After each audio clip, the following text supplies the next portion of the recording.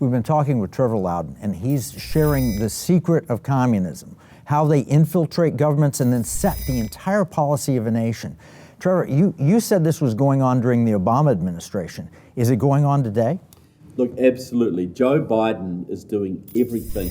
If Joe Biden was a fully paid up Chinese or Putin agent here to destroy the United States, what would he be doing differently?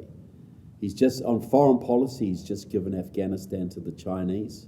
He's about to surrender the Ukraine to Russia, probably Taiwan to the Chinese. The communists want us to be completely energy dependent on them.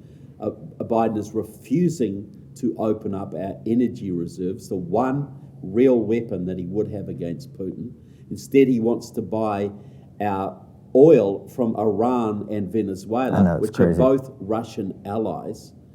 So, yeah, absolutely. The communists are in control right now. But it doesn't look that way. I mean, the average person turns on TV and he's standing strong against Vladimir Putin, and he's fighting with economic warfare, this great battle against this evil that has rolled tanks into Ukraine.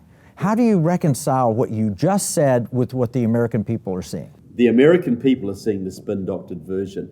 If Biden was serious about stopping Putin, he would have done something and said something before the invasion started, when he could really do something.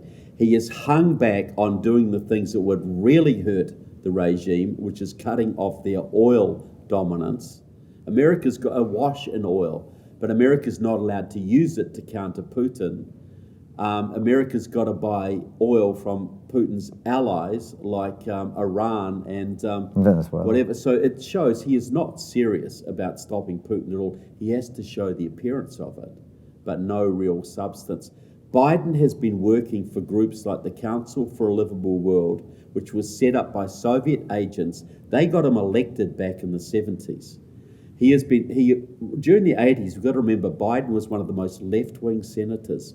He was always standing against Reagan when Reagan was trying to counter the Soviets, when Reagan was trying to stop communism in Latin America. It was him, Ted Kennedy, and John Kerry were the most hard left senators on foreign policy.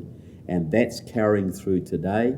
He just gave Afghanistan to China, and now he's about to give the Ukraine to Russia. And it won't just be the Ukraine, it'll be a whole bunch more than that. And you mentioned Taiwan. You think, so we've got Peter Schweizer's book here, Secret Empires. He talks about how they've all been complicit and corrupted and so forth. Do you think that's true? Absolutely. I would say right now the government of America is really probably Barack Obama and Susan Rice and Xi Jinping. Wow. That's what I would say. So we are seeing a foreign policy that reflects that. That's what I said. If Xi Jinping was running the government right now, what would be different than what we're seeing today? Well, I'm working on a theory that's a little different, and that is, I think there's two different worldviews on how you implement this. One of them is built on Aldous Huxley's Brave New World, and the other is built on George Orwell in 1984 Animal Farm. And I see Xi Jinping and Vladimir Putin as wanting to get to the complete control through force and that sort of thing. But I see the George Soros open society version is, we'll give you all the sex you want, all the drugs you want, and we'll just denigrate the morals of society. But in the end, you still work for the world state. Yeah, well, I don't see it as either or. I see it as both. You know, there's been a long-term plan orchestrated by the Soviet Union, orchestrated by China, Cuba, etc. And I see Soros as part of that. You got to remember, you know, George Soros was allowed to leave Soviet-occupied Hungary, travel through Soviet-occupied Austria on his trip out to the West, when he'd been working as a Nazi collaborator in Hungary. How would you do that if you hadn't made a deal with the Soviet authorities? Wouldn't it be easy to get rich if a foreign intelligence service was feeding you financial? Well, he certainly did get rich. There's no question of that. So I see this as complementary.